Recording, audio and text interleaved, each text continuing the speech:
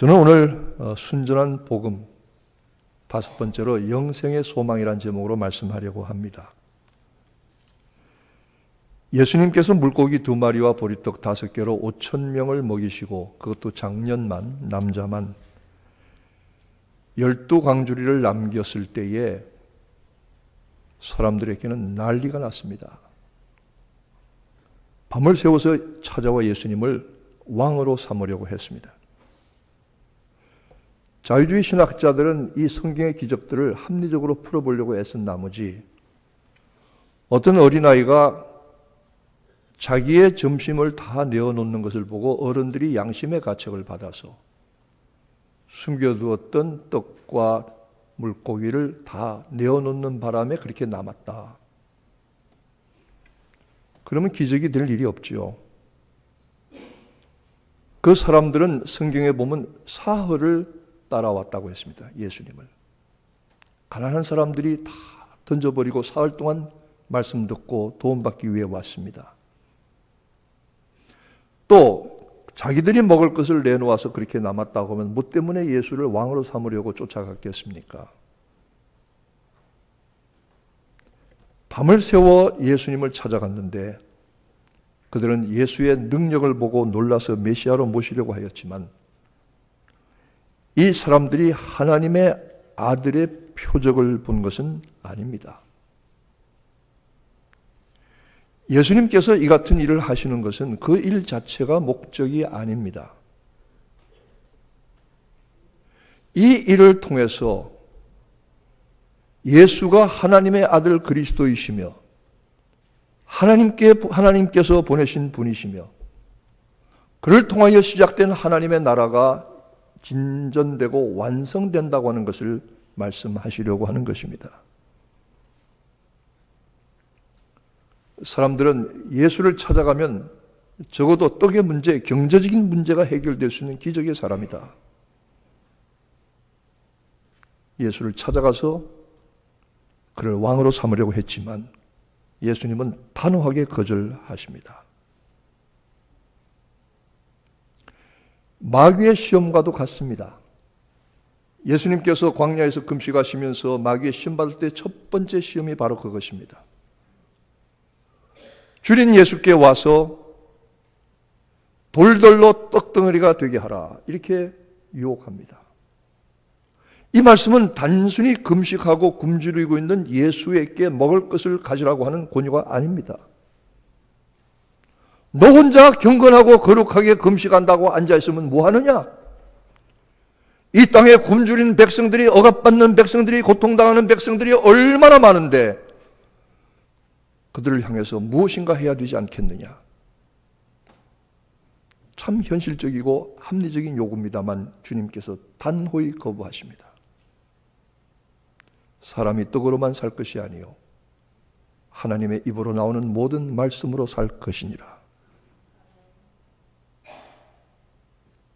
표적이라고 하는 것은 그 자체로 표적의 의미를 깨닫지 못한다면 아무 의미가 없습니다. 물질적인 기적이 가져올 위험성을 주님께서는 잘 알고 계셨던 것입니다. 제가 오랫동안 교회를 통해서 선교를 후원하고 선교사들을 만나서 얘기를 해보니까 두 가지의 기본적인 교회 측의 입장이 있더라고요. 그게 세워져야 되겠더라고요. 첫 번째는 한 번 선교를 시작했으면 적어도 한 텀은 지원을 해줘야 된다는 겁니다.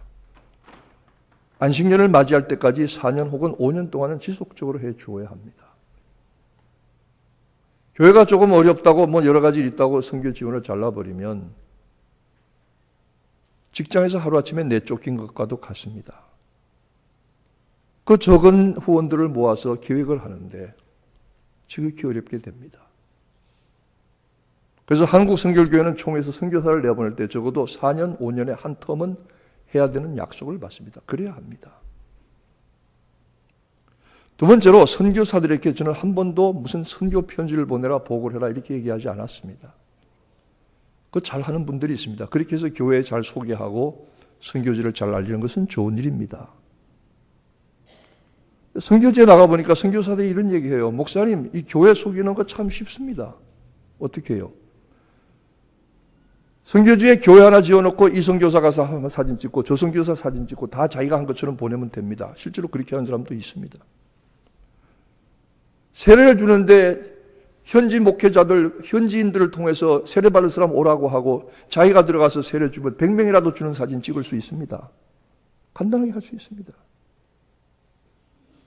선교센터를 짓고 무슨 급식소를 만들고 무슨 이렇게 재활센터를 하고 무슨 이렇게 프로그램을 했던 물량적인 프로그램을 했던 선교사들이 다 지금은 철수하거나 더 이상 사역의 열매를 거두지 못하고 있습니다. 어떤 선교사들이 살아남느냐 하면 사람을 가르치고 훈련하는 선교사들이 살아남고 있습니다. 그런데 교회는 이걸 몰라요. 사람을 가르치고 훈련해서 사람을 키우는 이 일을 하는 사람들은 무슨 교회를 짓는 것도 아니고 세례 주는 숫자를 늘린 것도 아니고 보여줄 게 없습니다. 그래 그런 선교사들은 무능하게 인정을 받습니다. 그러나 목회자들은 보면 압니다. 대개 어떤 분들이 어떤 분들인지 압니다. 선교지에 가서 돈을 쏟아부어서 선교하던 분들은 다 그 열매가 없이 사라져버렸습니다. 선교라고 하는 것은 10년 동안 그 자리에 가서 복음 전했어도 한 사람의 세례자도 못 얻을 수도 있습니다.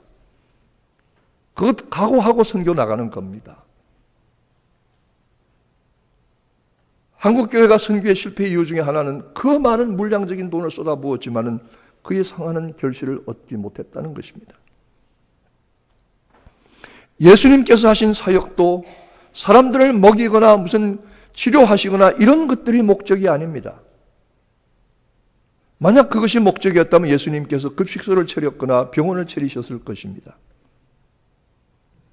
이민교회가 많은 일들을 감당하다 보니까 YMCA처럼 무슨 한글학교도 하고 무슨 뭐 노인들 돕는 프로그램도 만들고 뭐도 하고 다 이거 좋은 일이고 좋은 훌륭한 일이지만 이것이 복음의 본질은 아니라는 것입니다. 저는 그런 일들을 나쁘다고 말하는 것이 아니라 그것이 복음의 본질은 아니라는 것입니다. 예수님께서 원하시는 일은 그런 일들을 통해서 그리고 말씀의 사역을 통해서 교회는 말씀의 사역을 통해서 하나님께서 예수께서 하나님의 아들 그리스도이신 것을 믿게 하고 그를 보내신 것을 믿어서 그로 말미암아 영생을 얻게 하시는 것이 하나님의 뜻이고 주님께서 원하시는 목적입니다. 서기관과 바리새인들이 찾아와서 예수님께 기적을 보여달라고 했습니다. 예수님 당시에는 이 랍비 선생들의 그 일반적인 형태가 제자들을 거느리고 다니는 것이고 그리고 말씀도 잘 가르치고 가끔씩 이렇게 뭘 보여줘야 했습니다. 그래야만 훌륭한 랍비로 인정을 받았습니다.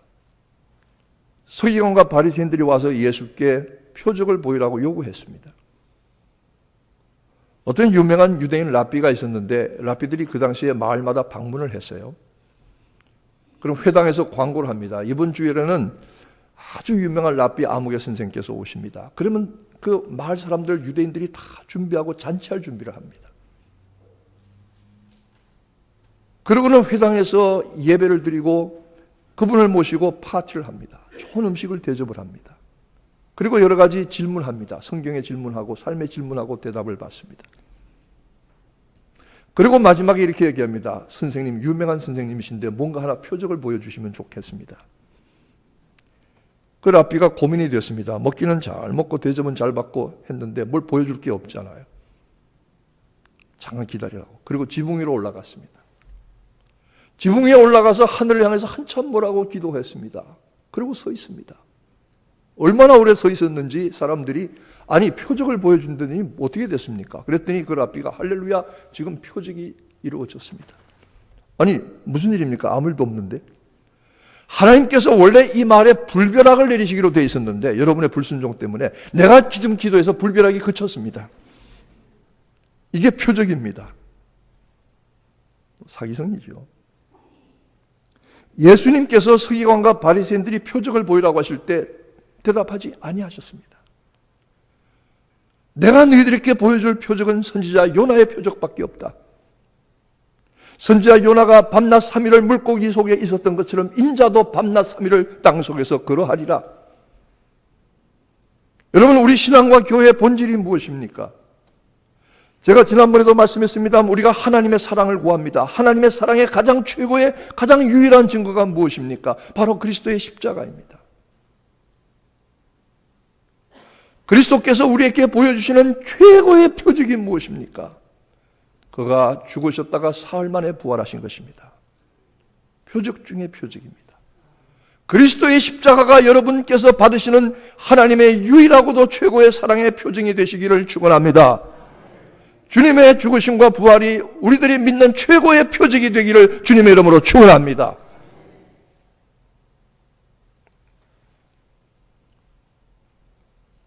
표적을 보는 신앙이 있습니다. 요한복음에 보면 7가지의 표적이 나와 있습니다. 주님께서 하신 놀라운 일들인데 물로 포도주가 되게 했습니다. 이것은 질적인 한계의 변화와 초월을 말씀하시는 것입니다. 38년 동안 베데스다의 연못에 누워있던 병자를 주님이 치료하셨습니다. 그러나 이것은 38년이라고 하는 긴 시간의 굴레를 깨트리시는 하나님의 능력을 보여주신 것입니다. 멀리 떨어지는 왕의 신하의 아들을 말씀으로 고치셨습니다. 이것은 공간이라고 하는 한계를 초월하신 것입니다. 5,000명을 물고기 2마리와 보리떡 5개로 먹이셨습니다. 이것은 물량의 한계를 깨트리시는 하나님의 능력입니다. 밤중에 물 위로 걸으셨습니다. 이것은 자연의 법칙을 깨트리시는 하나님의 능력입니다. 날 때부터 소경된 사람의 눈을 띄워주셨습니다. 이것은 운명을 깨트리시는 하나님의 능력입니다. 죽은 나사로를 살리셨습니다. 죽음의 사슬조차도 끊으시는 하나님의 능력을 보여주시는 것입니다. 우리가 이 땅에 살면서 우리의 삶에 하나님의 이 같은 놀라운 능력이 예수 그리스도를 믿음으로 말미암아 나타나지고 체험케 되기를 주님의 이름으로 축복합니다. 그러나 이것이 목적이 아닙니다. 나사로를 죽음에서 살리시는 것이 목적이었다면 나사로는 지금까지 살아있어야 합니다. 나사로를 통해서 죽은 자를 살리시는 하나님의 능력을 보여주신 것이고 예수께서 하나님의 아들 그리스도이심을 믿게 한 것입니다. 이 표적을 보는 사람마다 예수가 누구신가 물었고 그가 하나님의 아들이시라는 답을 얻었습니다. 표적 자체가 아니라 표적을 통해서 그가 하나님이 보내신 하나님의 아들이시며 그를 통해서 하나님 나라가 시작되고 완성된다는 하나님의 뜻을 보여주신 것이지요. 그런데 나무는 보고 숲은 보지 못했다든지 달을 가리켰는데 손가락만 보고 달을 보지 못했다든지 하는 일들이 있습니다. 제가 가끔 설교하고 나서 그 다음에 그 성경 공부 때 지난주 설교에 대해서 한 번씩 얘기해 보세요 하니까 제가 하지 않은 전혀 엉뚱한 얘기를 하시는 분들이 있어요. 나 그런 얘기 안 했는데. 아니면 아주 지엽적인 얘기들만 기억하시는 분이 있어요. 무슨 우스갯소리 했다든지 목사님이 실수했다든지 뭐 이런 것들. 그런 건 잘 안 잊어버리는 것 같아요. 그런데 정말 그 주의 말씀의 핵심을 파악하고 제대로 은혜로 받은 사람들은 오히려 그렇게 많지 않다. 아하, 사람들이 자기가 듣고 싶은 것만 듣는구나. 그런 경향이 있구나. 예수님께서 표적을 행하셨을 때 그 표적의 진정한 의미는 그가 그 표적을 일으키시고 인간의 모든 한계를 깨뜨리시는 하나님의 아들이심을 보이려고 한 것이고 그를 믿어서 하나님 나라에 참여하게 되고 그를 믿어서 영생을 얻게 하는 것이 예수 그리스도의 뜻입니다. 우리는 이 믿음을 분명히 가질 때에 가장 좋은 은사를 받습니다. 가장 좋은 은사라고 하는 것은 무엇입니까? 로마서는 이렇게 말하고 있습니다. 하나님의 은사는 우리 주 예수 그리스도 안에 있는 영생이니라. 하나님의 은사는 우리 주 그리스도 예수 안에 있는 영생이니라. 이 은사를 받으신 분은 아멘 하시기 바랍니다. 어떻게 받습니까? 예수 그리스도를 믿어 내 가운데 모셨을 때에 지난주에도 말씀했습니다만 그리스도를 내 속에 모셔서 지금까지는 내가 내 마음대로 살았지만 내가 내 인생의 주인인 줄 알고 살았지만 이제부터는 그리스도가 나의 삶의 주인이십니다. 내 중심에 계셔서 주님이 말씀하옵소서 나는 그대로 순종하며 살기로 애쓰겠습니다. 놀랍게도 그리스도를 내 안에 모셔드리는 순간에 나는 변화가 되고 내 안에 그리스도가 계셔서 그리스도 안에 있는 생명이 내 안에 있게 되고 나는 거듭 태어나게 되고 하나님의 생명을 내 속에 가지는 이 놀라운 신비가 체험해 본 사람은 압니다. 믿고 경험해 본 사람은 압니다. 여러분도 그렇게 되시기를 축원합니다. 이것은 신앙의 신비입니다. 오늘 예수께서 사람들에게 말씀하십니다. 내가 진실로 진실로 너에게 이르노니. 여러분, 진실이란 말은 이 헬라 말로, 히브리 말로 아멘입니다. 아멘. 이 히브리 헬라 성경 원문을 보면은 아멘, 아멘, 레고 후에민. 아멘, 아멘, 진실로 진실로 아멘이신 그분이, 진실이신 그분이 심각하게 말씀하십니다. 내가 진실로 진실로 너에게 이르노니. 너희가 나를 찾아온 것은 떡을 먹고 배부른 까닭이요 표적을 본 까닭이 아니로다 말씀하십니다.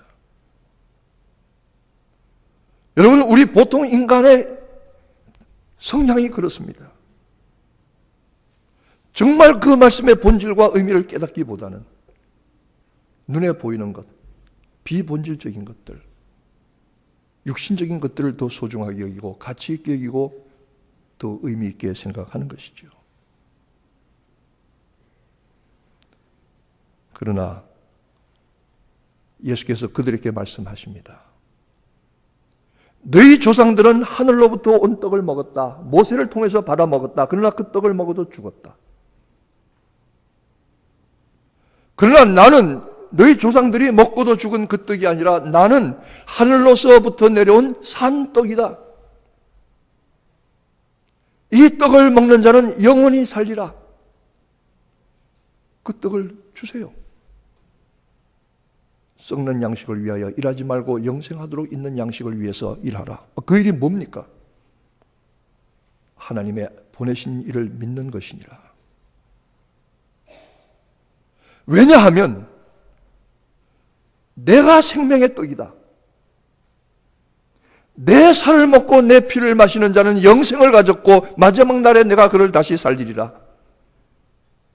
우리의 신앙생활의 본질이 뭡니까? 예수 믿어서 예수의 살 먹고 예수의 피 마시는 겁니다. 예수의 살 먹자, 예수의 피 마시자 이겁니다. 이 말씀을 하니까 유대인들이 이해를 못했습니다. 반발했습니다.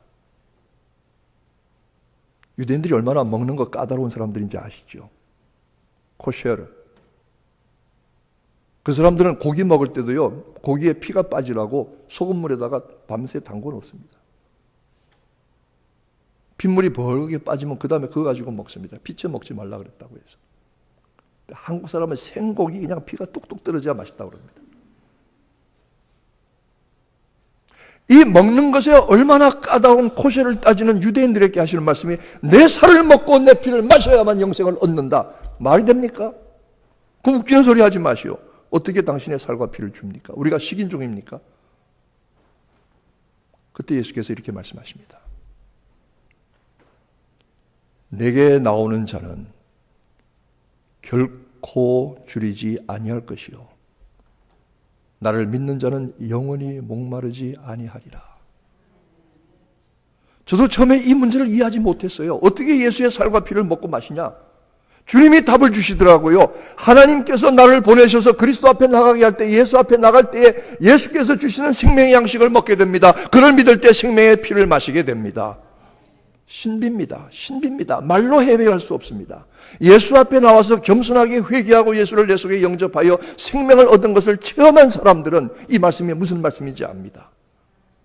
여러분, 영생하도록 있는 양식인 예수의 살을 먹으시기를 축원합니다. 예수의 피를 마시게 되기를 축원합니다. 그래야만 영원히 산다고 말씀했습니다. 살과 피를 주시는 것은 자기 존재를 주시는 것이고 자기 희생을 주시는 것입니다. 우리는 그리스도의 희생, 그의 모든 것을 주시는 그 은혜로 살았습니다.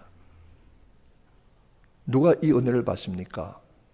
아버지께서 내게 보내는 자는, 아버지께서 내게 주시는 자는 내가 마지막 날에 하나도 잃지 않고 그를 보존하리라. 여러분, 나 같은 인생이 정말로 어떡하다가 하나님을 알게 되고 구원의 은혜를 깨닫게 되고 예수의 사랑을 받고 예수를 주님으로 하나님을 아버지로 모시게 된 것, 은혜 중에 은혜입니다. 그래서 내가 그 생명의 양식을 먹고 그 생명의 피를 마신 것입니다. 이 같은 은혜가 여러분들에게도 있는 줄로 믿습니다.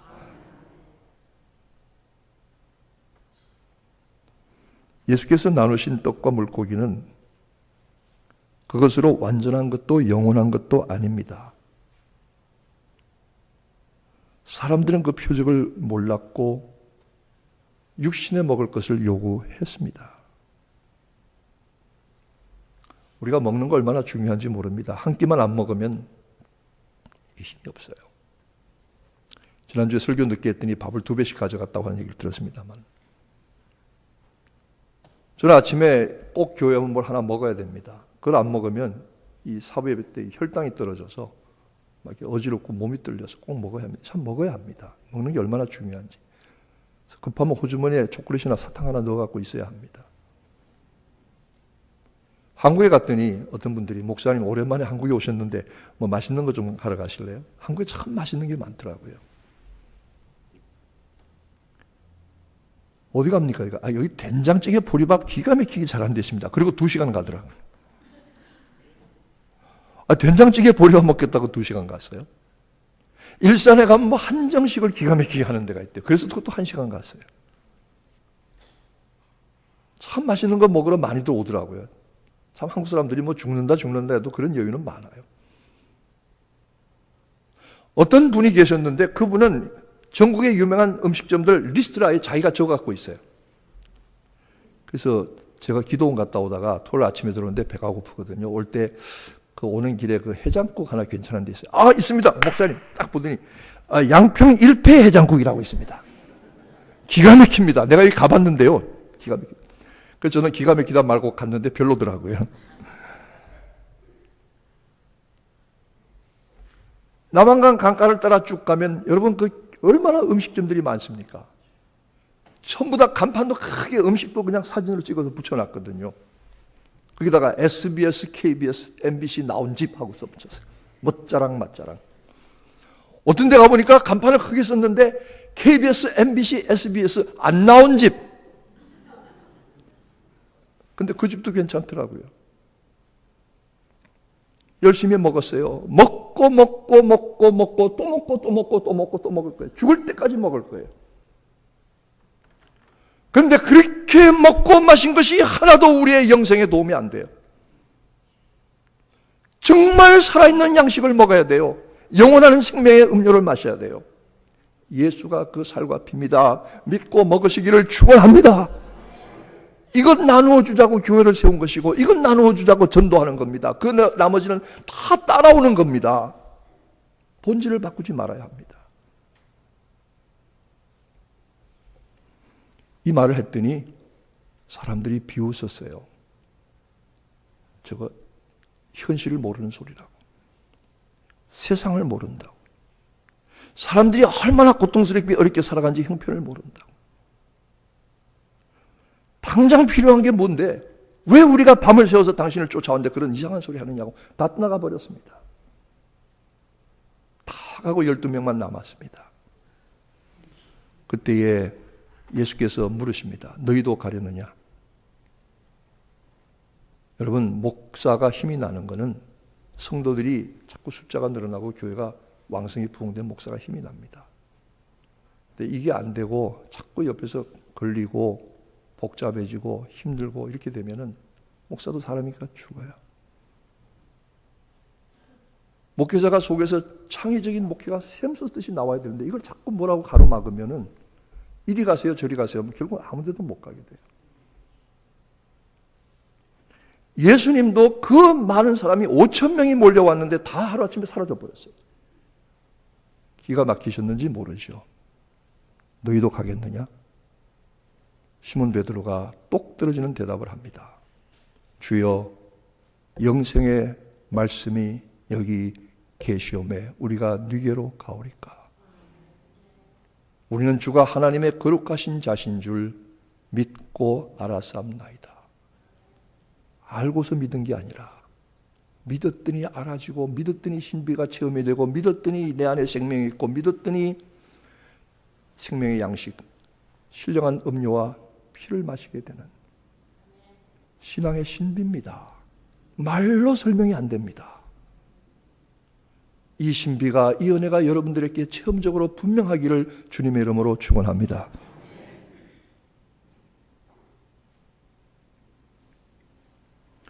내가 곧 생명의 떡이니 내게 오는 자는 결코 줄이지 아니할 것이요 나를 믿는 자는 영원히 목마르지 아니하리라. 내 살을 먹고 내 피를 마시는 자는 영생을 가졌고 마지막 날에 내가 그를 다시 살리리니 내 살은 참된 양식이요 내 피는 참된 음료로다. 내 살을 먹고 내 피를 마시는 자는 내 안에 거하고 나도 그 안에 거하나니 아버지께서 나를 보내심에 내가 아버지로 인하여 사는 것 같이 나를 먹는 그 사람도 나로 인하여 살리라. 아멘. 생명의 떡, 생명의 음료, 예수의 살과 피, 이것 기념하는 성찬 받을 때마다 여러분 떨리지 않습니까? 성찬을 생각할 때마다 가슴이 메어지지 않습니까? 성찬을 받을 때마다 내 속에 말할 수 없는 감격과 신비가 차고 넘치지 않습니까? 받은 사람만 아는 은혜요, 신앙의 신비요 축복입니다. 우리 한빛교회 성도들이 이같이 순전한 복음, 예수의 살과 피로 말미암는 영생의 은혜에 다 함께 들어가게 되기를 주님의 이름으로 축원합니다.